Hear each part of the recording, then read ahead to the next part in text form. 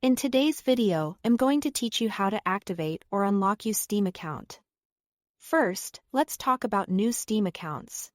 When you create an account, it starts as limited. This is Steam's way of reducing spam and protecting the community. Limited accounts can't use certain features, like adding friends, using the community market, or leveling up. To unlock everything, you need to spend at least $5 on your account. There are 3 simple ways to meet that requirement. You can add $5 or more directly to your Steam wallet. You can purchase a game from the Steam store that totals at least $5. Or you can redeem a Steam wallet card worth $5 or more. Keep in mind that receiving a digital gift from someone else doesn't count toward this requirement. Once your purchase is processed, the account status updates automatically and those community features will become available. If it doesn't appear right away, give it a little time and make sure you are signed in to the correct account. Next, if you have a product key you want to activate, open the Steam client and log in.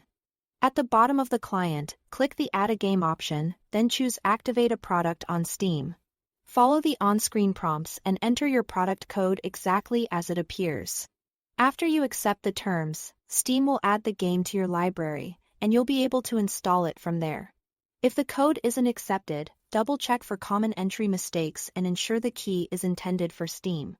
Finally, if your account is locked or suspended due to security issues or a violation, head to Steam support. From there, select the issue that best matches your situation, such as I forgot my password or my account was stolen. You'll be asked to provide proof of ownership. This can include billing information used on the account or retail CD keys you've previously activated. Submit the requested details through the official support form and wait for Steam support to review your case. Resolution typically takes 2 to 3 working days. During this time, keep an eye on your email for updates, and only communicate through Steam's official support channels. That's it, thanks for watching.